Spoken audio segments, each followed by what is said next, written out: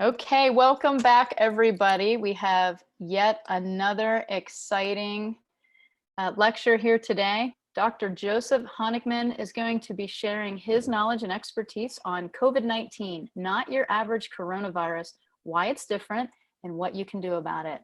So, Dr. Honigman, I'm really excited to hear this action. I'm going to let you take it away.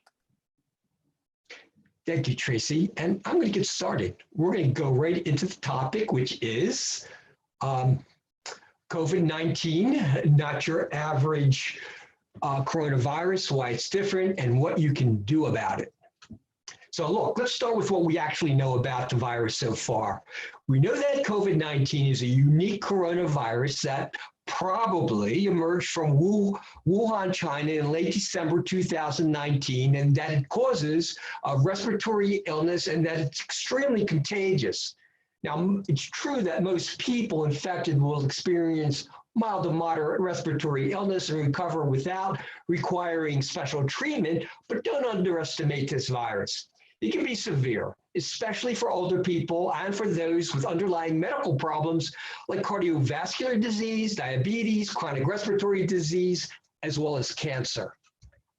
Now, what we know about this virus is that it is a zoonotic virus, which means that it normally resides in animals, but it can infect humans. And coronaviruses are a large family of viruses that are common in people and also in many different species of animals, including camels and bats. Zoonotic diseases, an example of one would be Lyme's disease. But notice that if you get Lyme's disease, which by the way is a bacteria, it's a spirochete, it can be devastating to you, but you can't pass it on to another person.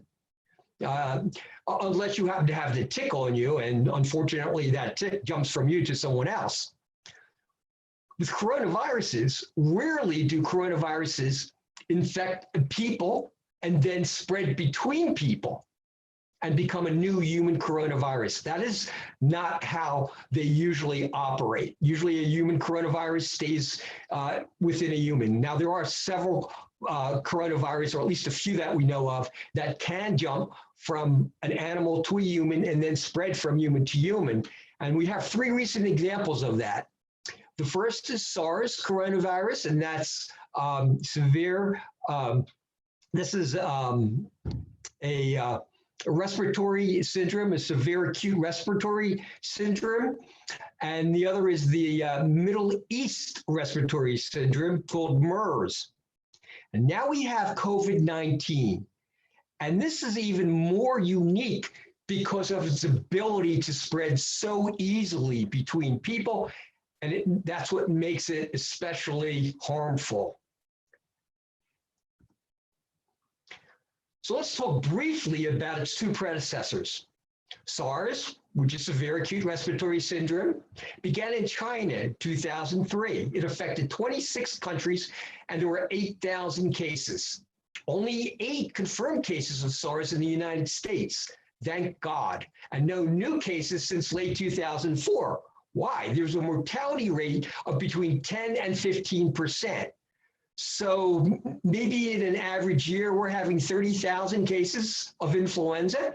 What if we had a 10 to 15% mortality rate on that? 10% of 30 million would be 3 million deaths a year.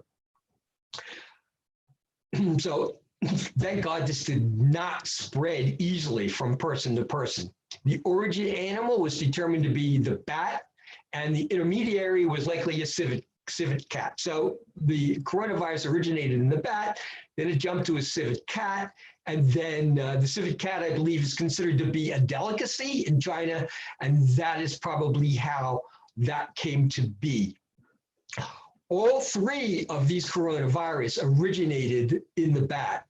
MERS, which is the Middle East respiratory syndrome, occurred first in 2012 in Saudi Arabia.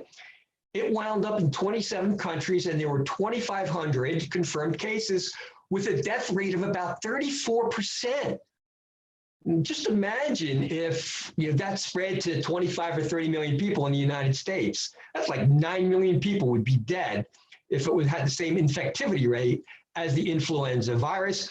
But again, only 2 people in the United States tested positive. So if I'm doing my math right, between SARS and MERS, there are only 10 cases in the United States. MERS originated from the bat, but its intermediary animal was the dromedary camel, which was probably used as food. It is used as food in the Middle East. And that's how it wound up infecting people. So now let's get to the COVID-19. This pandemic most likely started in a wet market in Wuhan, China, that sold live traditional livestock along with a wide variety of wild animals, including exotic and endangered species. Now, they're called wet markets because they don't sell dry goods. It's actually almost as simple as that. Also, it's considered wet because they use the melting ice to keep the fish fresh. There are other wet markets. I believe we have quite a few of them in the United States, but that's for only traditional livestock. Okay. Most wet markets, I believe, do not have a wide variety of wild animals, including exotic and endangered species along with it. And that's a good thing because those exotic and endangered species would become extinct. Some of these wet markets in China and probably other places as well are very unsanitary with deplorable conditions. So this creates favorable conditions for disease to migrate from animals to people. And I believe that is probably the most likely way that the coronavirus 19 spread from an animal to a person. There's speculation that the intermediary animal was a spiny anteater. And that is an endangered species, but it's considered a delicacy in China, and I believe they use the scales in Chinese medicine. Now, there's another viewpoint. United States Secretary of State Mike Pompeo has said that there's enormous evidence that the COVID-19 pandemic originated in a virus research laboratory in Wuhan, and that China has a history of running substandard laboratories, and that it's likely that this was actually a mistake. It wasn't done on purpose, but it was a mistake, and this virus was unleashed on the public. Most scientists are going with the wet market. I'm going with the wet market, but it wouldn't surprise me if it turned out to be a laboratory mistake. It's possible. What exactly is the coronavirus 19? Coronavirus 19 is an RNA virus. It has those crown-like spikes on its surfaces, hence the name corona, which means crown. So it's also related to both the SARS and MERS, which are also coronaviruses and also have those spikes. Now, the COVID-19 virus is approximately 80% genetically comparable to SARS. The 20% makes a big difference. It allows its infectivity rate to be much higher. It may not be as virulent, so it doesn't have a death rate of 15% or 10% or 30%, but it spreads much more easily among people, so it's actually more dangerous. You can see in this picture of the coronavirus 19, you can see the crown-like spikes. Also, I mentioned in this particular slide that the intermediate host was probably the spiny anteater, also known as the pangolin, or maybe I should say it's the pangolin, also known as the spiny anteater, and they are smuggled into China where there's a demand for their meat. So what's the purpose of the crown-like spikes? Now listen carefully, because this is very interesting. Researchers at the Max Planck Institute of Biophysics explain it this way. The coronavirus needs the spike protein to infect a cell. The protein binds primarily to a receptor called the ACE2 receptor, which is located on the surface of the human cells. The virus then fuses with the cell membrane. It sits on this receptor, and it actually opens it up like a door. so that it can get its genetic material into the cell, take over the cell, use the cell to create more coronavirus, and then kill the cell as it leaves. But these spikes could also be the Achilles heel. Its exposed position makes it the preferred point of attack. Now, I can visualize this. Can you visualize this along with me? The antibodies can recognize the virus by its spike protein, bind to it, thus mark it as a target for immune cells, such as our large phagocytic macrophages. Phagocytic means it's going to eat them up and kill them. So remember, this is the first time we've ever come in contact with this virus. Our antibodies really don't know what to do, but this makes a really nice target. And once it gets familiar with it, our immune system may be able to, take care of this, a lot better than we're able to do now. However, for right now, the virus has another trick up its sleeve. It has a sugar coat that hides part of the spike proteins from the immune cells. But I think, our antibodies, I think our immune system, I'm hoping anyway, that it's going to figure it out. And that crown is going to make a great target for it. So how serious is it right now? Well, first of all, it presents as an acute viral respiratory tract infection. That's never fun, even if it's mild to moderate. And its symptoms are similar to other respiratory diseases such as influenza. But I'm making this point again because it's important. While many people have built up at least partial immunity to seasonal flu strains, COVID-19 is a unique virus to which no one or very few have immunity. I don't know how you would. If you've never been exposed to this before, there's no memory cells. This means more people are susceptible to infection and may suffer severe disease. Now, I've seen this floating on the internet, and I'm going to make an example of this. If you're one of the people who put this up, I'm not picking on you. I think that this is an error that a lot of people make. I think that they're doing it to help others, but you really have to look and read what these charts are saying before you actually post them, because it's deceptive. This is a very deceptive chart. Okay. What we're looking at is a comparison of the COVID-19 virus and the influenza virus. That's about where everything kind of ends and everything starts to fall apart.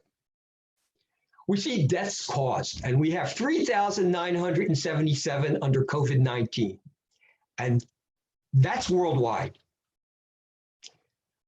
This was done on March 1st. At March 1st, this was true, but you're comparing March 1st data to a year-long data. These are the numbers for influenza after a full year of doing its damage, compared to COVID-19, which was just getting started.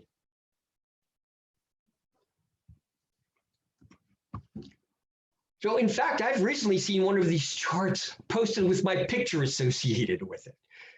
And if you see it, I want you all to know that I never sanctioned or agreed to the use of my picture in any shape, way, or form to be placed alongside that chart, or insinuate that I thought this was a good idea or representation to the COVID-19 threat.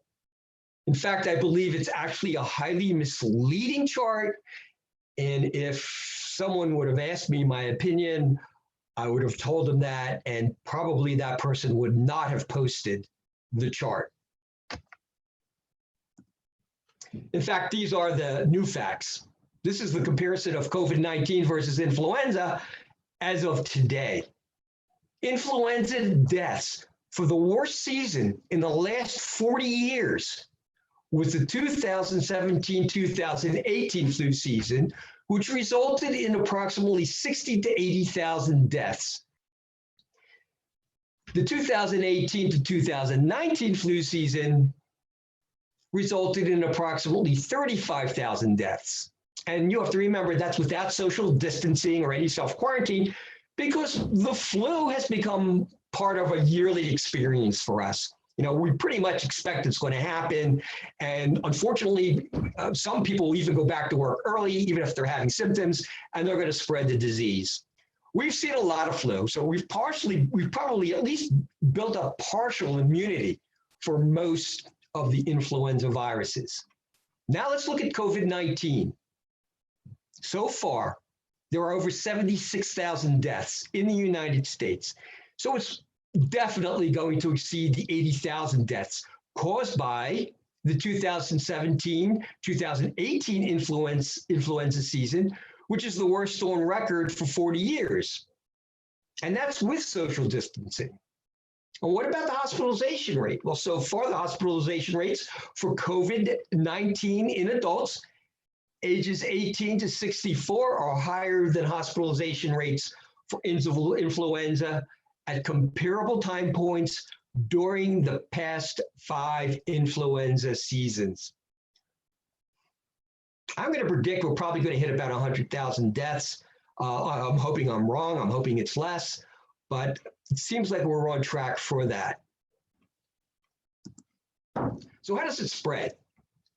COVID-19 virus spreads primarily through droplets of saliva and discharge from the nose when an infected person coughs or sneezes. Now, this virus needs us to be close, approximately within 6 feet, because I gather that's about how far that sneeze or cough is going to travel. So social distancing is a pretty good idea, right? And masks, because masks is going to probably cut down on the distance that sneeze or cough is going to be able to travel. Now, notice I said primarily because there are other ways we can get infected, such as contacting a doorknob that has been recently exposed to the virus and then going ahead and touching your face, hence the emphasis on hand washing. You know, until this was repeated over and over and over again, I actually didn't realize how many times I, touch something and touch my face, and it's pretty often.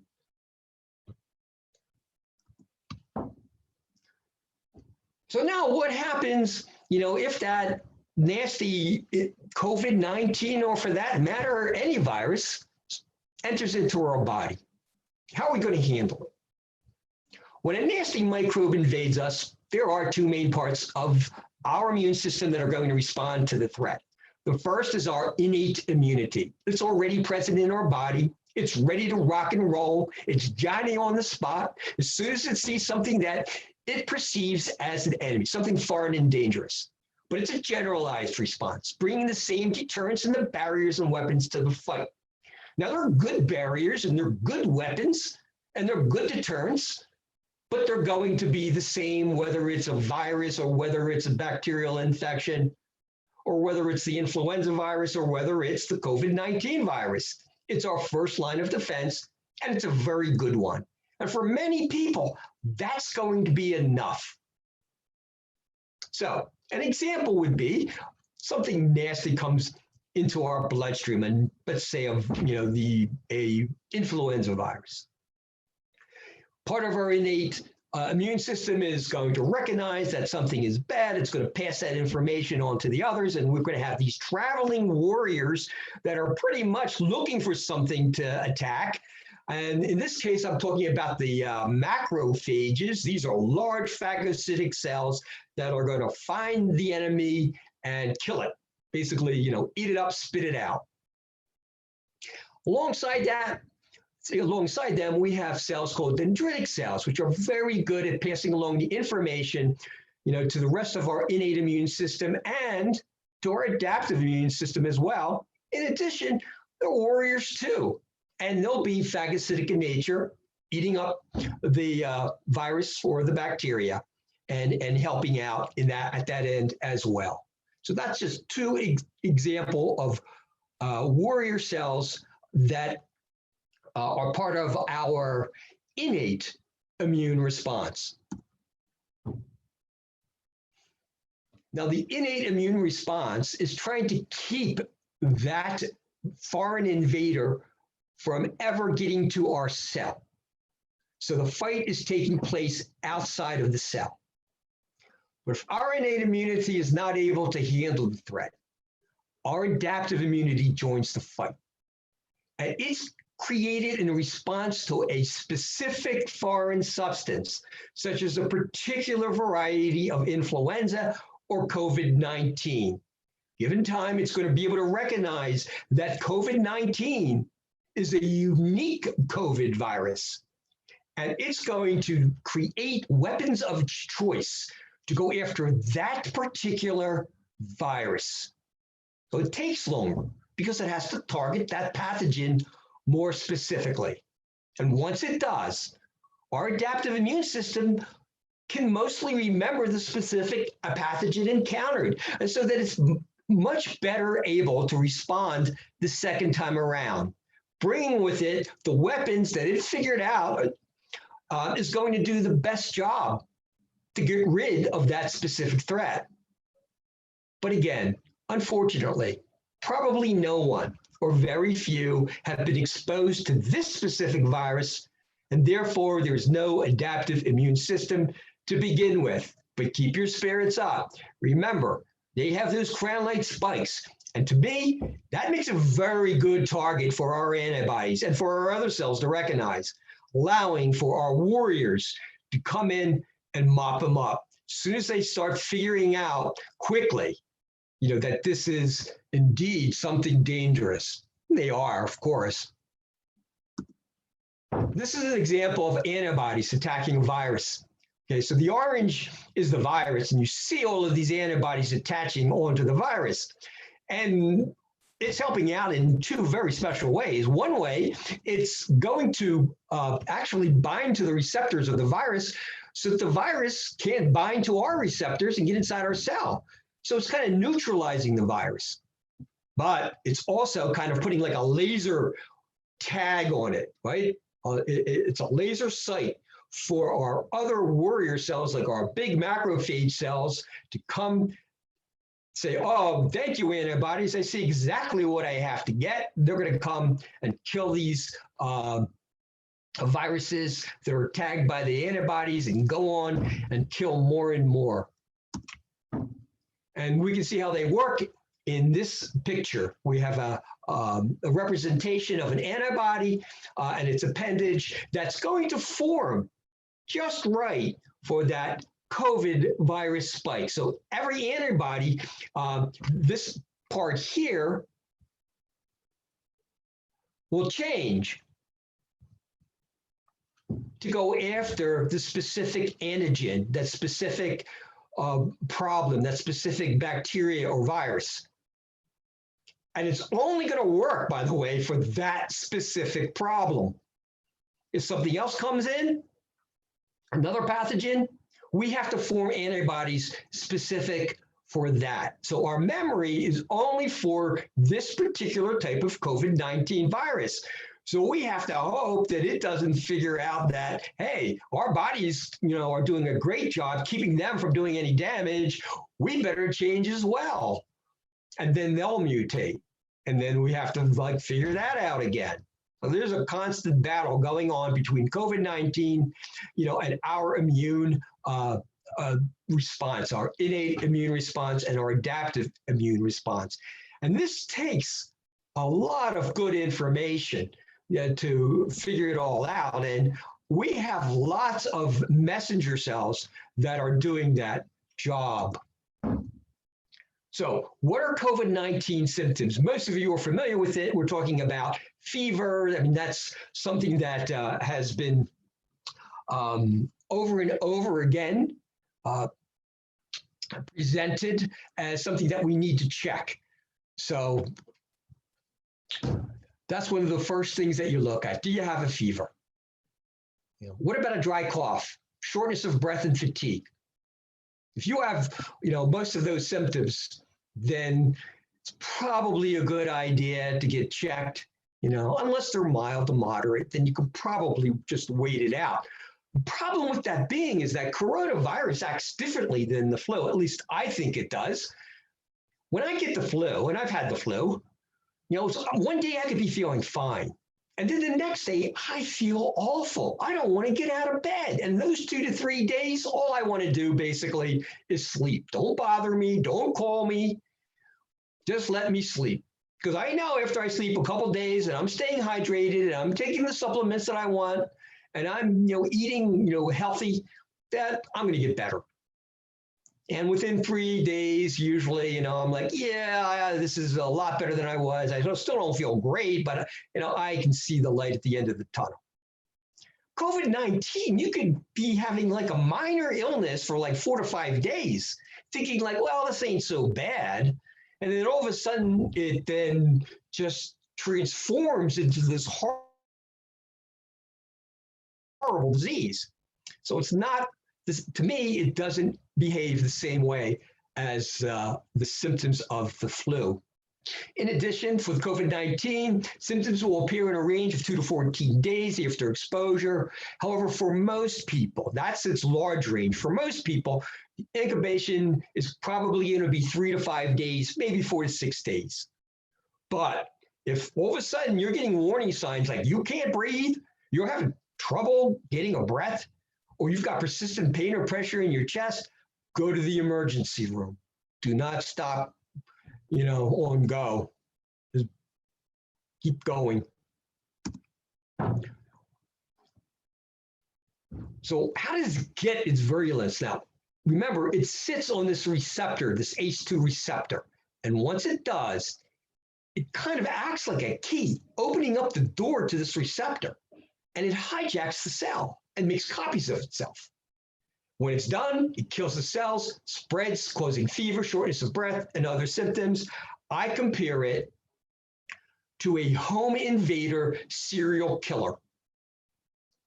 It picks your luck, it comes in, it steals everything and makes more copies of itself. It kills you, and then it goes on to find another cell to do the same thing too. That being said, a lot of us have very strong innate immune systems. And our adaptive immune system works really well and will kick in a fairly short period of time. So most people will have mild to moderate symptoms. That being said, there is still a significant amount of people in which the severity progresses, especially among immune-compromised and older adults, where there may be a reduced capacity of their innate and adaptive immune responses. So they're not going to respond quite as quickly. So this is going to allow the virus to quickly overwhelm them, resulting in serious disease and sometimes death. And very shortly, I'm going to share some of my ideas of how they can prevent this from happening. This is a worst case scenario. Severe respiratory syndromes and pneumonia. Severe acute respiratory syndrome, that's actually the first part of COVID-19. Severe acute respiratory syndrome, coronavirus disease, and the year that it happened, 2019. Once these severe symptoms start to occur, it will often go on to respiratory failure and pneumonia. And Corona-19 does damage 2 ways when it reaches this stage. In and of itself, it's going to kill lung cells. But also, sometimes the death of your lung tissue is going to occur because of an overreaction of our immune system. And that's going to destroy significant amounts of tissue while it's trying to kill the virus. So I always give an example of, let's talk about a fly. Let's go talk about a bad fly, because if it's a normal fly, I'm opening up the window and I'm letting it fly out, or I'll catch it in my hand and toss it out the window. Well, let's talk about a fly, like maybe the tsetse fly, a dangerous, pathogen carrying fly. And it lands on your kitchen table. And right next to your kitchen table, you have 2 choices. You have a fly swatter and you have a shotgun. Well, you can take the fly swatter, kill the fly, game over, everything back to normal. Maybe slight damage to the table, but really nothing that's going to go away very shortly. Or you can get the job done by taking the shotgun and shoot the fly. You're going to kill the fly, but you're going to do a lot of damage to the table. We don't want our immune system to use the shotgun. We want it to use the least amount of force that it can, but still get the job done effectively. So a key to a strong immune system is one that is going to operate effectively on time, but not cause too much damage. And remember, part of the reason that this COVID-19 is doing so much damage is because it's new. The human body still has to learn to fight back against viruses over time, and our bodies are still learning about COVID-19. So hopefully in the future, we're going to have a much stronger and quicker immune response to this virus, and hopefully it will not mutate into something more dangerous and virulent.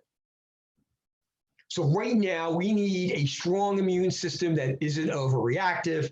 So let's try to do what we can do to avoid this nasty virus while we're learning to adapt to it and support our immune system and lungs as best as we can. So what can you do to support a healthy immune response? Now, I didn't take the easy way out. What I did for each one of my recommendations, for almost each one of my recommendations, I included a peer-reviewed journal article supporting what I'm saying, and also an article that you can then go to, watch, and get valuable information from. What a fun thing for you to do on a Saturday night. Just go from one journal article to another journal article, and you'll have a life just like mine. And soon you'll wonder why you're not being invited to any parties. Okay, so let's replace that poor or mediocre diet with a whole food plant-based diet. I'm recommending one that is rich in fruits and vegetables and high in soluble fiber. This is an anti-inflammatory diet, and it's going to be loaded with antioxidants and phytonutrients that we know are great for our immune system and that will help us heal faster from infection. And when I say a whole foods plant-based diet, I'm not talking about vegan or vegetarian, although they are whole food plant-based diets, and when done the right way are extremely healthy. I'm talking about a diet that is mostly devoted to whole foods, whole food plants, and if you desire to do a Mediterranean diet with small amounts of free-range chicken, maybe some pasture-raised organic beef, and more of wild-caught fish, you can experiment. There's a lot of different types of whole food plant-based diet. There's one called the Nordic diet that came out of Scandinavia. There's the Mediterranean diet. There's a diet that is utilized by the Seventh-day Adventists out in California. And I'm missing one that's very famous coming out of a place from Japan, outside of Japan, and I'll remember that quickly. But for right now, we're going to talk about the journal article where I based these antioxidant and phytonutrient data, my data on. In 2010, the Nutrition Journal published an extensive study, and it was titled The Total Antioxidant Content of More Than 3,100 Foods. That's a lot of work to do. And it included beverages, spices, herbs, and supplements that were used worldwide. And this wasn't done by a group of people who, thought this was an interesting topic and they were going to do a little bit of research on the internet. This was done by a very respected board of 16 scientists from throughout the world, and their findings indicated that on average, plants have 64 times more antioxidant content than meats. So eat your fruits and vegetables, eat some high fiber foods, which help clean you out and help feed you good bacteria. And spices. Spices happen to be very high in antioxidants and phytonutrients. So that oregano and basil is really good for you. What else can you do to support a healthy immune response? Well, we can eat our good probiotics. We can eat foods like raw sauerkraut. By the way, it has to be raw. If it's on the grocery, they're dead. That's not really going to help you. Tastes good. The cabbage itself is going to be good for you. So I'm not saying it's a bad food, but you're not going to get the probiotics out of it. To get probiotics, it has to be raw. You can't kill the good bacteria and expect them to come back to life. So I'm talking about sauerkraut, kimchi, which is kind of a Korean version of sauerkraut, miso, which is a fermented soy product, a paste that I make soup out of and personally think it's delicious. Bucha, just had a nice bottle of that yesterday. In fact, I use all of these, and I recommend you do it too, as well. But not everybody's going to have miso soup for dinner and then have some sauerkraut, along with their food. So an easy solution to that is take a supplement.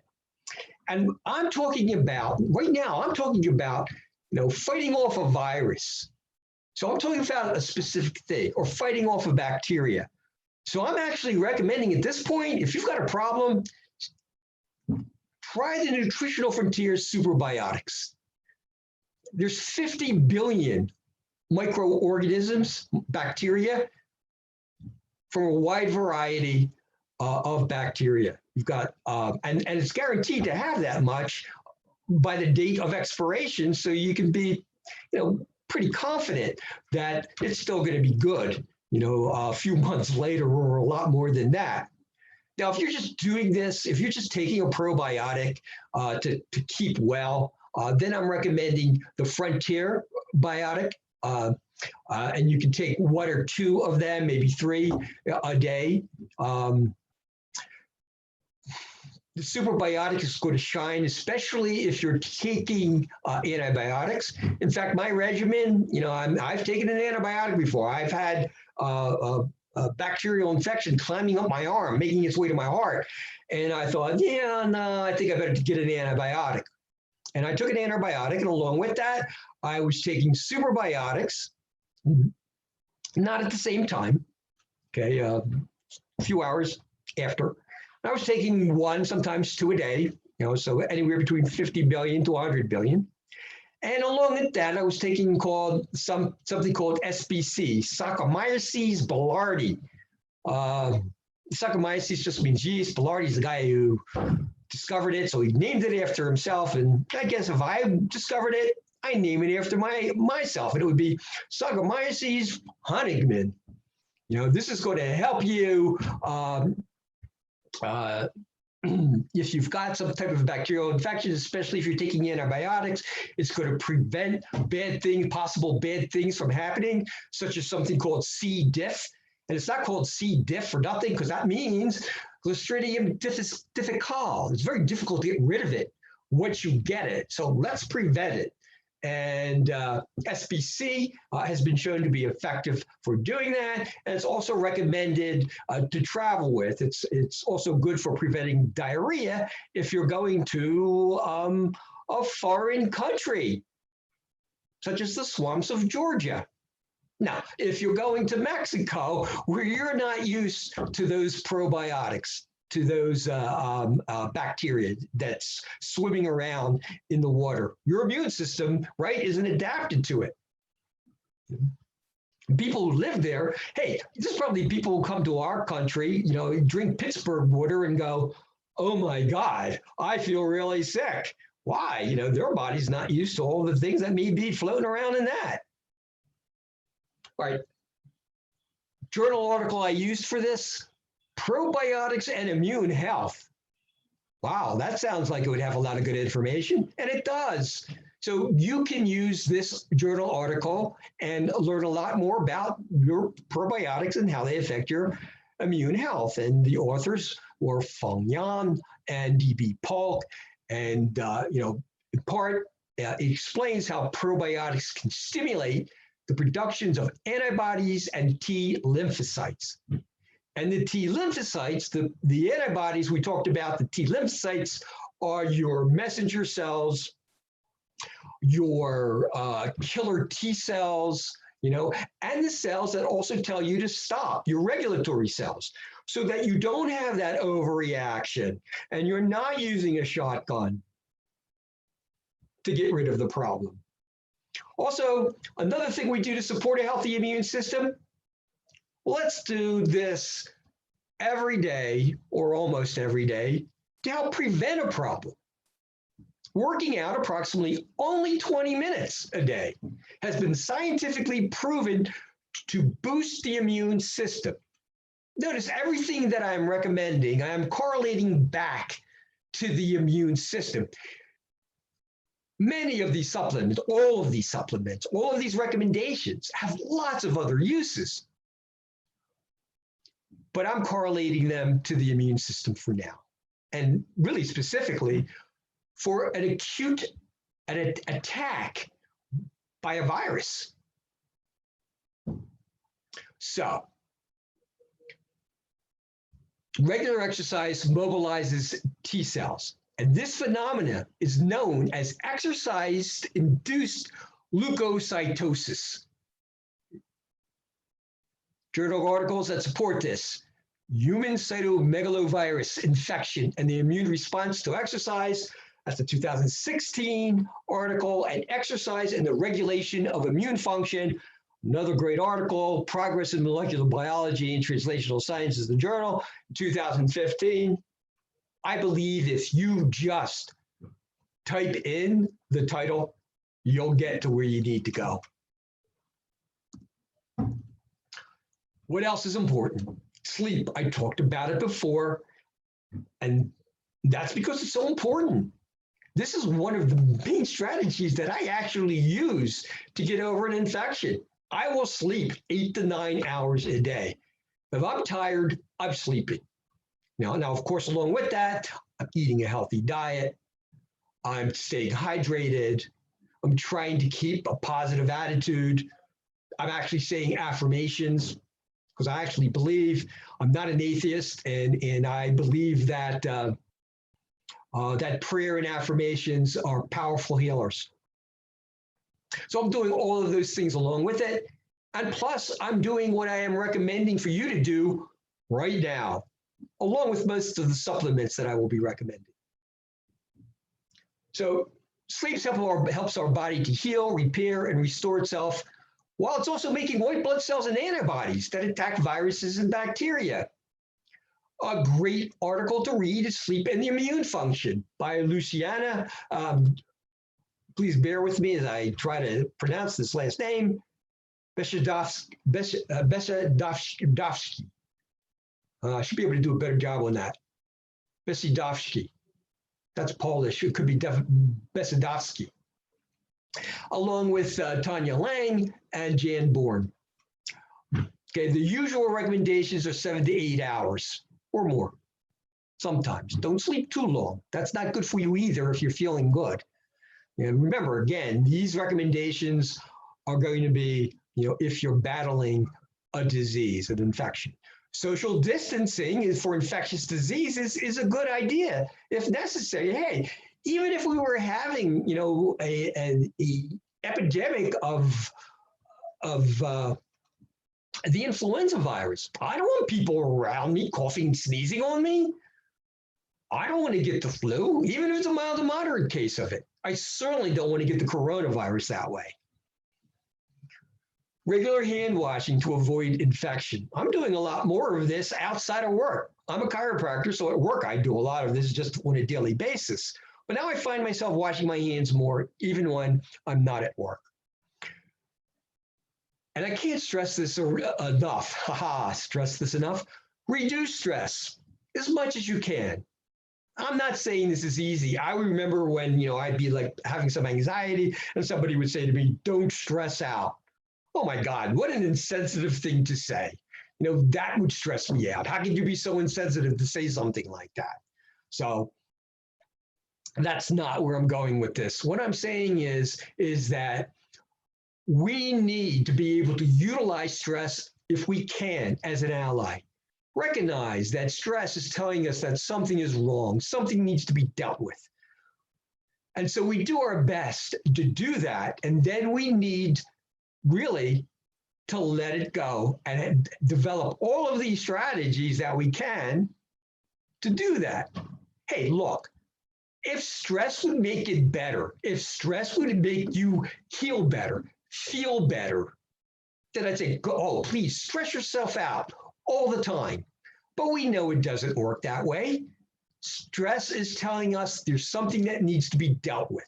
The best way to deal with that is in a relaxed, focused state of mind. So I do a whole talk on stress. I hope that you tune in to that when it is presented. Also, I have a lot of patients who come to me to deal with this. And I have to say, if there's one weak link in my daily routine and my ability to keep my health strong, it's always been stress.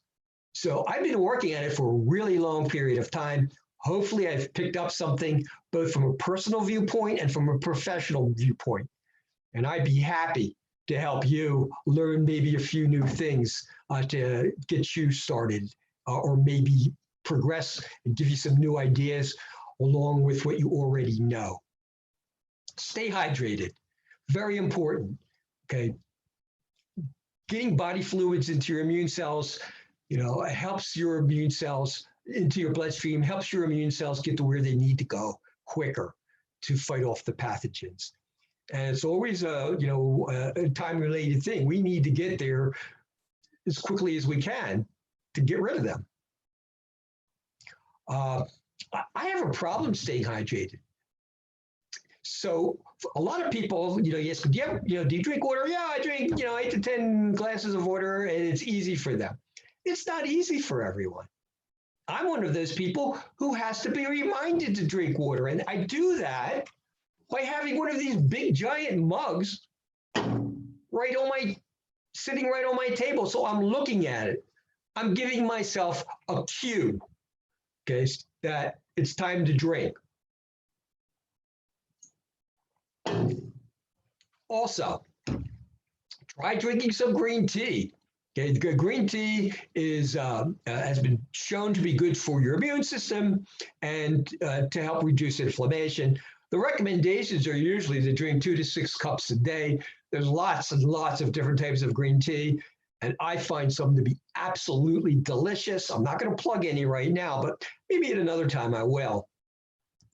And now we come to adding targeted supplements. If you looked into my cabinet, you would see that there are a lot of supplements there. Some that I'm taking now on a daily basis. Some that I have for that when it happens, when something nasty and foreign invades me and I'm starting feeling symptoms, I can do what I advise everybody else to do. Get it on it right away. Start right away. The quicker you start, the better it's going to be. And a lot of these products have like a 1.5 year expiration dates. So it's a good idea for having some of your core supplements on hand in case you need them. When I think of key supplements, I'm thinking about immune boosters. I want something to boost the ability of my immune cells, my innate immune cells, my dendritic cells, my neutrophils, my macrophages, my innate immune cells, my B cells, my T cells, my helper T cells, my memory cells. I want something to boost them right away. So some of the supplements are going to help that. I also want to have anti-inflammatories, again, so that I'm not going after the nasty microbe with a shotgun when I can use something that is more suitable for the occasion. I don't want my immune system to overreact. So often, I will start with my immune boosters and maybe have low levels of anti-inflammatories, But shortly thereafter, I'm actually increasing my anti-inflammatories because many of the symptoms that you get is due to the inflammatory response, not to the virus or the bacteria itself. And I want ones for the COVID-19. And remember, everything that I'm talking about now is basically directed to the COVID-19 virus. Although all of these supplements can be used in lesser dosages for other things. But now I want supplements that are going to support my respiratory tract to help support my immune system. The following doses, once more, I'm going to repeat this, it's on the slide, are for influenza and COVID-19 only. And before taking these supplements, you will need to first discuss the dosages, because we're talking large dosages, with your professional healthcare provider. You know, if it's me, I'll do it for you. Whoever it is, I'm sure, especially now with so much emphasis on this particular pathogen, that the functional medicine people out there, the functional wellness people out there are learning the correct doses the best they can. On the other hand, for COVID-19, we've never been exposed to this virus before. A lot of this is going to be trial and error. It's going to be based on what we know about how these supplements react to other viruses, to other pathogens. And maybe by next year or the year after, it'll be much clearer. But everyone at this point is pretty much going with trial and error, based on scientific knowledge, in our own experience with our patients. The first thing that I recommend for most people, get on a good multivitamin, cover your bases, especially vitamin A, which I'll be getting into shortly. There's two excellent multivitamins that I recommend. You can't go wrong with either one. First is Nutritional Frontiers multivitamin. The second is Douglas Laboratories Ultra Preventive 10. These cover a wide range of vitamins and minerals, many in therapeutic doses that are highly bioavailable to our system, which means that we're actually able to utilize what we're taking in. Many of the vitamins and minerals out there and the multivitamins out there are going to be in forms that are not bioavailable, and they're going to be filled with fillers that you don't want to take into your system. They're just not going to be effective. And someone once said, I think actually it was Dr. Weiner and Mike Gallagher, the most expensive vitamin you will take is the one that doesn't work, no matter what you paid for it. So we want something that's going to kind of supplement our nutrition, our good nutrition. You can't, and we hear this over and over again, and I'm going to say it too. You can't replace good lifestyle and nutrition with a supplement, no matter how good it is. It's just not going to happen. But sometimes we need that supplement to give us that extra boost. And in times of sickness, they could make a big, big difference.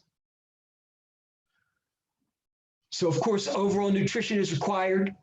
Deficiencies in certain nutrients can actually impair phagocytic function. Again, the phagocytes are what go after the bad guys and eat them up and spit them out. So we want that to be working. And phagocytic function is one of the key ways that our innate immune system takes place. Deficiencies in certain minerals and vitamins can also affect several aspects of our adaptive immunity as well, including antibodies. So for example, vitamin A is very important to the normal function of several types of immune cells that are important in the innate response, including natural killer cells and macrophages and neutrophils. And the journal article that I found to be very helpful in explaining this was The Role of Vitamin A in the Immune System by Dr. Wang. I think that's how you would pronounce that. Hung, probably, Hung. I might be wrong. I'm sorry, doctor, for messing your name up if I did. Because he wrote a great article, and he deserves better than that. Anyway, the vitamin A dose that I'm recommending is between 10,000 to 25,000 IUs a day. Can you over-supplement? Yes, you can. Absolutely. Vitamin A is one of those things you can over-supplement. Can you eat too much vitamin A? No, you cannot, because the vitamin A that you're getting in food is called, I believe it's called pro-vitamin A, and so it's only going to make enough that's necessary and no more than that. I believe you could probably take more than 25,000 IUs for a short period of time while you're fighting off the virus, but I'd be careful not to do it for too long a period of time. The dose of the multivitamin, if it's nutritional from tiers, can be anywhere from 2 to 6. And if it's ultra preventive by Douglas Labs, it's 48, and it's all depending on your status of your health. Some people come to me and I'll say, well, how's your diet? And they'll look at me and they'll go, it's not good. I mean, even they know it's not good. No vitamins, no fruits, no vegetables. I mean, their diet consists of going to McDonald's and Burger King, and it's just not good. And they have to transition into a healthy diet. A healthy diet to them will probably taste awful, and they may not be able to get on that right away. And they're going to need the 6 a day of vitamins. And other people might have a very good supplement and nutrition routine, and they may only need a few, to keep on track. And for those of you who are very, very, very good, most of the time you may not need any, but most likely you're going to need a few. And that's because the quality of the food that we eat has gone down significantly. It's much harder to get the vitamins and minerals because the quality of our soil has decreased. Our soil's been raped. We've overcropped it. We're filling with pesticides and herbicides, fungicides. And so the quality of the food that comes out of that is not going to be as good. On top of that, a lot of this food is being shipped. So we're losing a lot of the quality of the food through shipping. To make matters worse, the food that's being grown is being grown so that it can be shipped without doing damage. And nutritional value is being lost that way as well. So between the soil not doing what it used to do in terms of providing nutrients for our crops, and the crops being sprayed with fungicides, pesticides, herbicides, along with many of the crops being genetically modified, which means taking the insecticide and putting it right in the crop before it's even grown, and then shipping it, it's hard to get all of the vitamins and minerals that we need for our food alone. So for most of us, it's probably wise to be taking a multivitamin.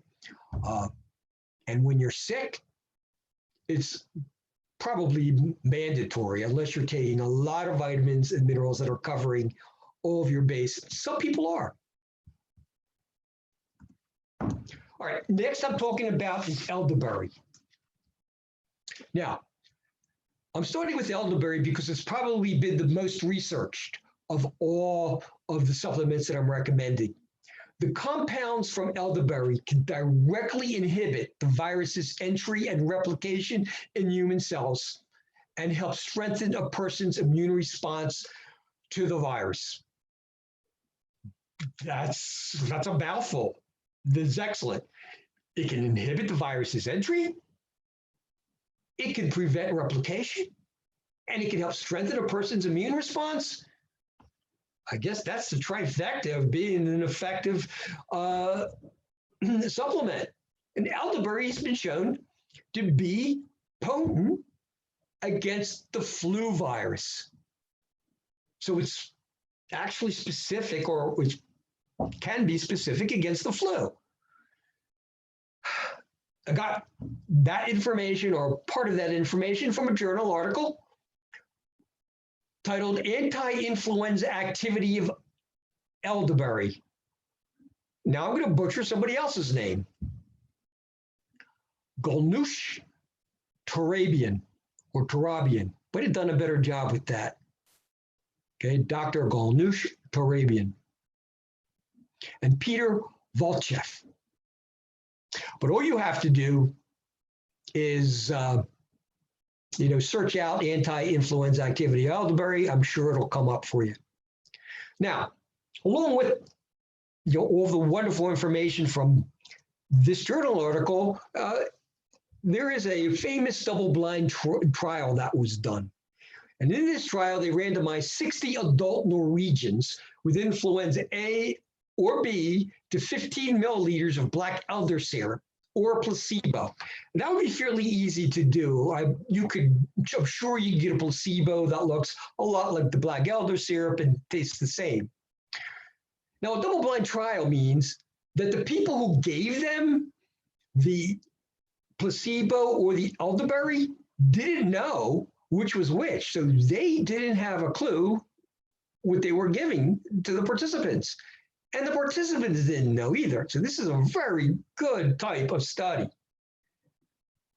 And what they found was symptom severity was significantly less with black elder compared to placebo. In this case, recovery was on average 4 days quicker with black elder. Would you like to be better 4 days quicker when you're sick?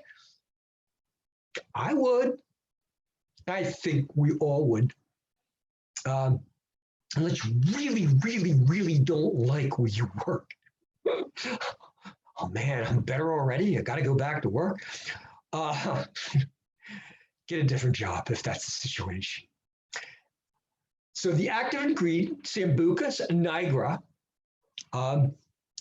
This is the type of Sambucus that we're carrying in our serums and even in our capsules and in some of our chewable tablets. We have all of them. Call Dr. Weiner, call our number at Weiner Wellness Center. I'll give a quick plug, 412-922-9355. And remember, almost all of the supplements that I am discussing are at a very, very substantial 30% off. 30% off. So for all of you people out there, you can get these supplements, these very, very high quality supplements for 30% off. And you don't have to travel, and the shipping is free. I can look at you straight in the eye and say, this is a very good deal. All right, next comes quercetin. This has become one of my favorite flavonoids, one of my favorite supplements, because so much new research is being done on this, telling us its potential. Quercetin has been shown to have antiviral effects against both RNA and DNA viruses, and it can help promote viral eradication and inactivation. And it also can inhibit viral replication. Where did I get this from? From many different sources. The one that I've listed is the effect of quercetin on microRNA expression, a critical review. 2019 is the date it was published. So after you've got done reading all those other journal articles on that Saturday night while you're having, some delicious whole food, you can tune in, you can look up another journal article. But something much more entertaining would be one of the videos that all of my colleagues are producing, including Dr. Orbach, Jeff Nisnik, Tracy, Candace, Mike Gallagher, Joe, and Jamie from Nutritional Frontiers, and our special guest speakers, all very, very, very informative. You can go to Weiner Wellness page, Facebook, and you can scroll down and tune in. Anyway, let's get back to this wonderful, wonderful ingredient, quercetin. It can also help to modulate the inflammatory response, helping to prevent that overreaction of our immune system. That came from Quercetin, Inflammation and Immunity, that was published in Nutrients in 2016. And quercetin also acts like an antihistamine. The dose that I'm recommending is 1 gram twice a day, or if it's bound and it's a phytosomal quercetin, it's going to be more easily absorbable, and you can reduce the dose to 500 milligrams twice a day.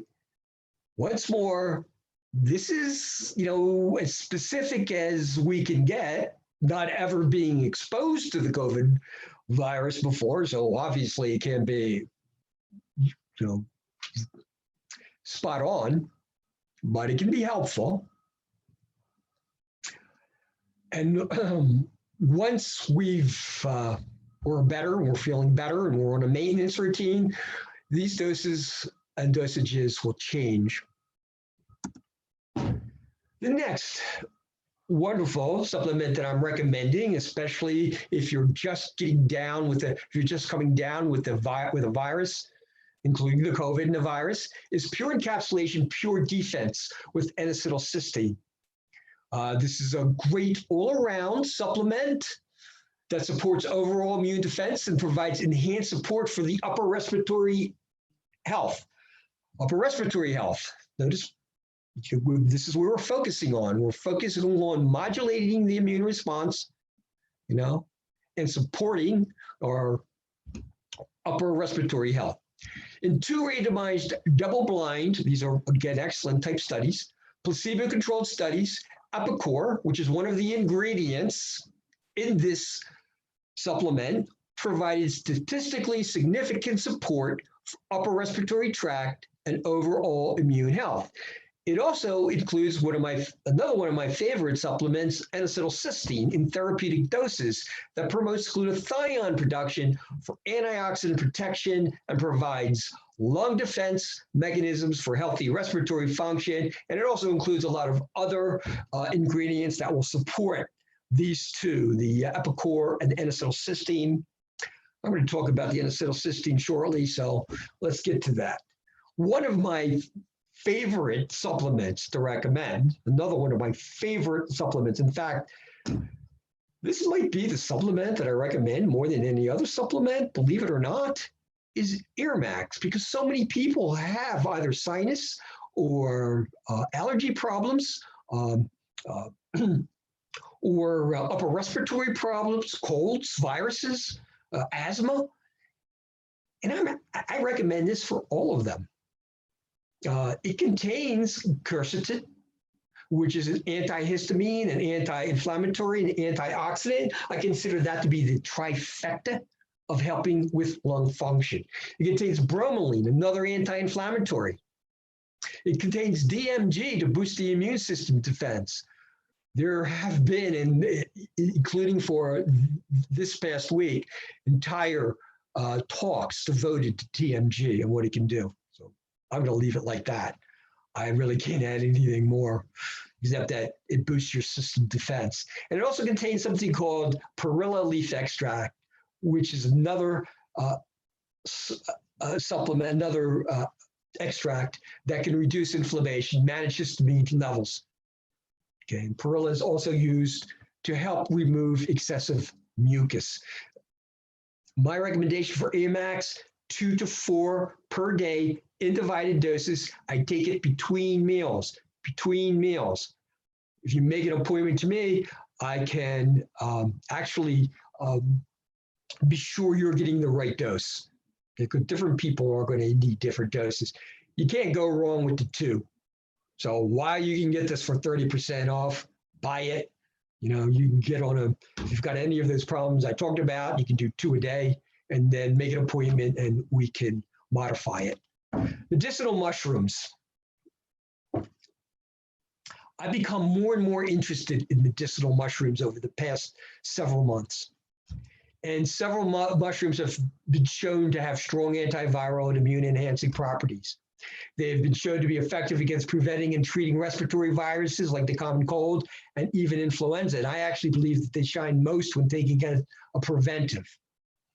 So some of the mushrooms that many of you have heard of, and so I'm going to mention these, are reishi. You can't really eat a reishi. I don't think they're edible, but taken in capsule form, these mushrooms form very powerful antiviral and anti-cancer properties. And if you look on my shelf, you'll find that I have reishi mushrooms. You also find that I have AirMax,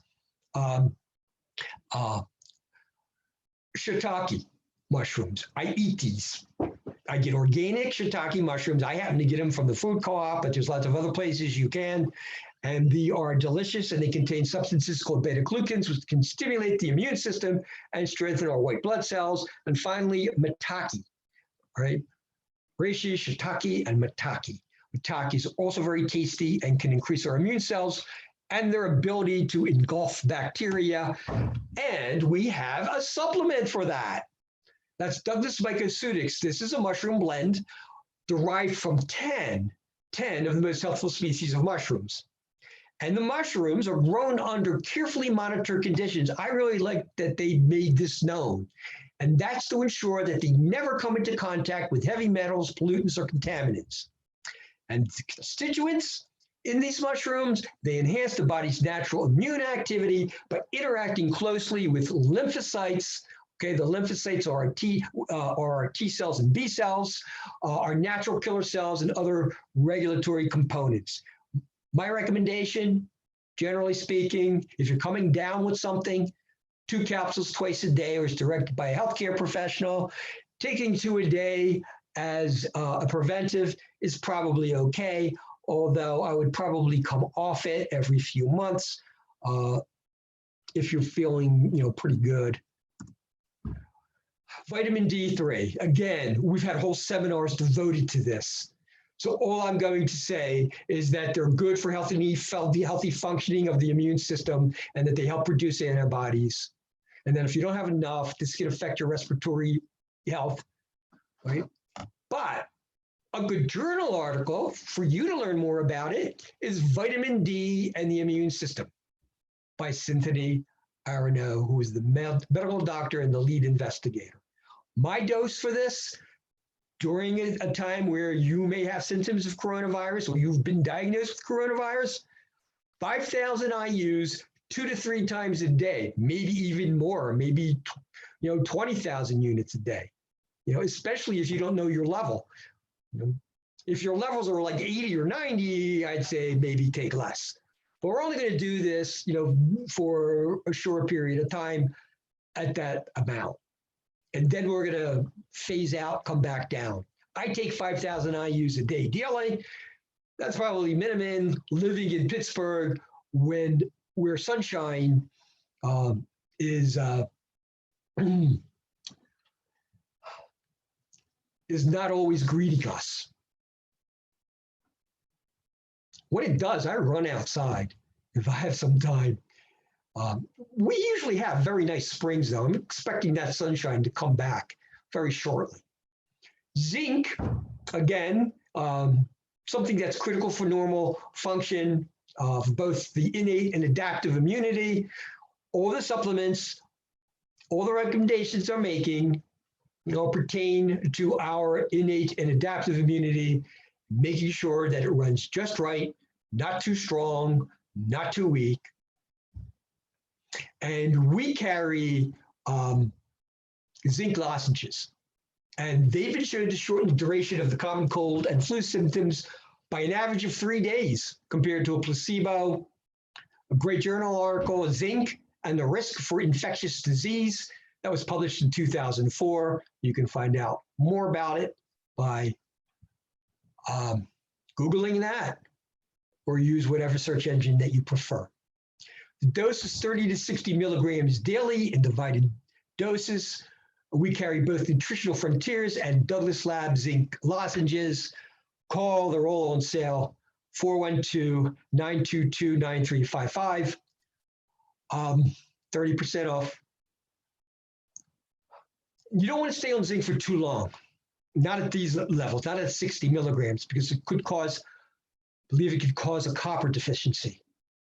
So, we want to come back to a maintenance level, which is going to be much lower once you're feeling better. Vitamin C, it's used for so many wonderful things, but here's something for you to know. It can stimulate the function of the white blood cells, right? Our T cells, our B cells, and also phagocytes, such as, the macrophages and the neutrophils. And supplementation has been shown to help prevent and treat respiratory and systemic infections. Not all studies have shown it's great for prevention, but there are some that definitely do. And I recommend that you read Vitamin C and Immune Function, Anita Carr, 2017. You get on these supplements as quick as you can. In fact, if I'm coming down with something, I'm probably taking at minimum 2 to 3 grams of vitamin C a day. And that's what I'm recommending, 1 to 2,000 milligrams 4 times a day in divided doses. So minimum is 4,000. You can go up to probably 8,000 in divided doses to help, shorten the infection, to help shorten the influenza infection or the bacteria infection. Next is selenium. Okay, absolutely essential for proper immune response. Selenium deficiency appears aspects of innate and adaptive immunity. I would recommend, unless you're tested or unless you have Hashimoto's disease, do not go above 200 mcgs. Okay, and if you eat those Brazil nuts, I'd recommend don't even take selenium as a supplement, because they have very high levels of selenium, and we really don't know how much they have, because each Brazil nut can have a different dose. Some can be very high, some can be very low, but be careful. So if you're taking selenium, don't eat Brazil nuts. That's the bottom line. And read this journal article, The Role of Selenium in Inflammation and Immunity, by this doctor, I'm going to say Hong. Could be Wong. I'm sorry for not being able to be sure about his last name. And finally, N-acetylcysteine. This is a powerful antioxidant, which I was talking about before. It's an expectorant, a loose mucus in your airways, and it helps replenish your glutathione levels in your lungs and in your lungs. So this is a powerful antioxidant for your lungs, and it could reduce inflammation in bronchial tubes and lung tissue. You can get more information on the role of N-acetylcysteine in the management of COPD. That's 2006 is the journal, is the date. But I want to say something interesting about N-acetylcysteine. It converts to glutathione, which is this is probably the most important antioxidant for liver detoxification. It's so important that people who are having liver failure from taking too much acetaminophen, which is the most common reason for liver failure due to a drug. And at one time, it was the #1 cause for hospitalization due to a drug and death due to a drug. Okay, it's now second due to the opioids. It's still very significant. One of the first things that the hospital will do is give you N-acetylcysteine intravenously to stop the downhill road that your liver is taking. So it's actually used to counteract the Tylenol, the acetaminophen poisoning. Curcumin, turmeric. Most of you know about turmeric and curcumin. You know it's a great anti-inflammatory for both acute and chronic inflammation. And I use it for a lot of different problems. Anything that can result in swelling to anything that can result in inflammation in your body, including that of an infection. I use it to help modulate the response a lot of times. So, again, when our body is in full battle gear and, it may overreact a little bit, I will take this to help modulate it. And depending on the situation, I'm going to take anywhere from 4 to 8 of the supplement, of the tablet or capsule of the supplement that I'm going to recommend. For more information about curcumin, look up curcumin, inflammation, and chronic diseases. How are they linked? Curcumin can be limited in its ability to be absorbed. In fact, it's not usually easily absorbed. So the supplements that I recommend bind it with something else so that it can be absorbed much, much better. Much better than even curcumin and pepperine, right? Much better than that. And the supplements that I'm recommending that do that are Inflavonoid Intensive Care. It's a Metagenics product. Nutritional Frontiers, Inflam 2, and Nutritional Frontiers X-Flame. Again, all on sale for 30% off. And the dose is anywhere from 500 to 1,000 milligrams of the curcumin alone. All of the supplements that I recommended have additional powerful anti-inflammatory ingredients to complement the curcumin. So it's not just curcumin alone. Okay, we've come to the conclusion. I'm going to let everybody know that I'm now doing telehealth, lifestyle nutritional counseling. My focus is always to help you restore your health by addressing the lifestyle and environmental factors which are often the root cause of the problem. My objective is always health restoration. So, whether your goal is to optimize your already good health, maybe you're feeling good, but you want to feel a little better. Maybe you need to go over your supplement regime to make sure you're doing it right, that you're not taking too much, but you're taking everything that you need for your individual self. Or if you have to address the root cause of a chronic disease, such as diabetes or cardiovascular disease or obesity or gastrointestinal problem that you've been having for years, like IBS. Or maybe you have a chronic thyroid problem or an autoimmune thyroid problem, like Hashimoto's disease. Together, we can develop a very simple to follow plan and strategy, and I believe I can help you. Not everybody, but for most of you. However, I want to make it clear, I do not practice medicine. I do not diagnose or treat disease or medical conditions. The supplements I recommend are not intended to cure, prevent, or treat any disease. I do not prescribe or make recommendations about prescription medications or controlled substances. You need to go over that with the doctor that did the prescriptions. You need to go over that with your medical doctor. I like to think of myself as working together with the medical doctor as a team, doing complementary medicine.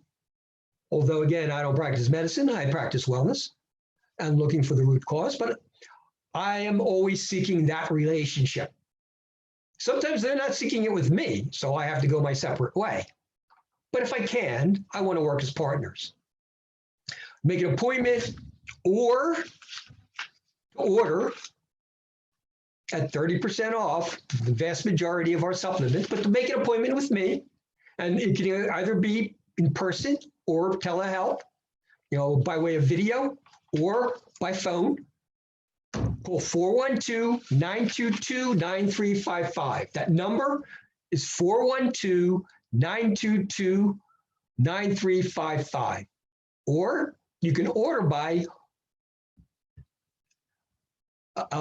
typing in orders, ORDERS,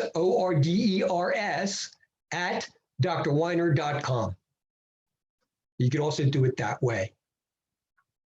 Well, it's a pleasure to be with all of you.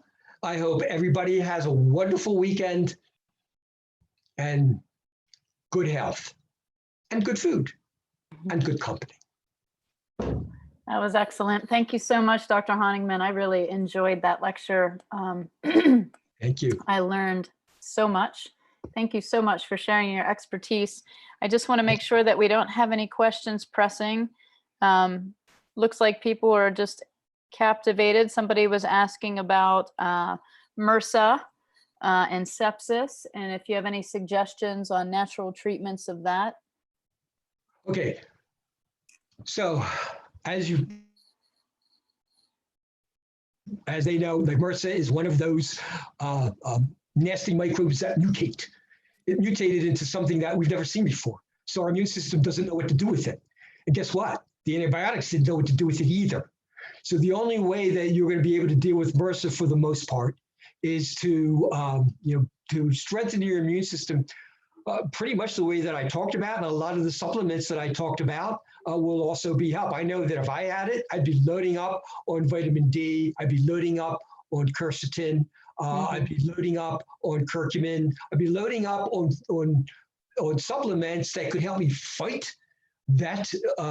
I believe it's a virus, but I don't remember if it's bacteria or a virus. Yeah, I believe it's a mutated bacteria. Very common, and like you said, very common in hospital settings. This person happens to be in the hospital, and the person was asking, if the physician on staff is able to, and this is what Jamie was talking about the other day, they do a lot of IV therapy with nutrients, and they could do an IV therapy of vitamin C, glutathione, vitamin D. You can put anything in those. So I would talk to the doctor and ask if that's possible, because they are under a physician's care. So absolutely, it might be a possibility. No, thank you for that. Thank you very much. Now, they're also getting intravenous antibiotics, and some of these antibiotic resistant bacteria are being succumbed by these new antibiotics, but there aren't many of them. And if they fail, what do you do next? Right. You have to boost the immune system. You need to be supplementing, along with this while you're taking that antibiotic. And there are more and more of these nasty, we talked about MRSA, but there are actually a lot more antibiotic resistant bacteria that are coming to be. They're not talking about it because they don't want to scare people. And I don't blame them. But they are. Tracy, when I was speaking to my infectious epidemiology professor, who is an MD, she was talking about all of this like 12 years ago. And she was saying, a worst case scenario is going to be when a virus or a bacteria jumps from an animal to a human and is very virulent. Unfortunately, this one isn't. It could be so much worse, but it's very virulent and then extremely infectious. So everybody in the field, pretty much, all the experts knew this was going to happen. And she was talking about how these different viruses, and I think she even said a virus with a bacteria will exchange their genetic material in so many different places, even in a pool of water. And then, that will then find its way to us. And so they're adapting to our immune system also all the time. It's actually a constant battle, between how quickly we can adapt and how quickly they're trying to fool us. Exactly. And what people need to realize is viruses can't survive without a host. So you really have to make the environment unfavorable, like you were talking about, and get these nutrients in. And that's what we're talking about, boosting your immune system. It's really creating an unfavorable environment for that virus to want to live there. or can't possibly. Our cells have to be permissible and susceptible. And in order to be permissible and susceptible, you have to have a low immune system. So it's really about, getting the immune system up and being prepared. And I think you addressed it so greatly. So thank you so much. That was just wonderful. So thank you. Thank you very much, Tracy. All right. Well, wonderful, guys. This concludes today. And I'm so glad you brought us home. So guys, you can get on the phones, get these supplements at amazing savings. And I suggest we do it now because we want to be ready. We want to be ready. Don't forget, I'm doing telehealth conferencing. Absolutely. To get an appointment with you would be to the highest benefit. So please call in, get on your schedule. I know it fills up quickly. All right. Thanks, guys. We'll see you tomorrow. Bye-bye. Have a good day.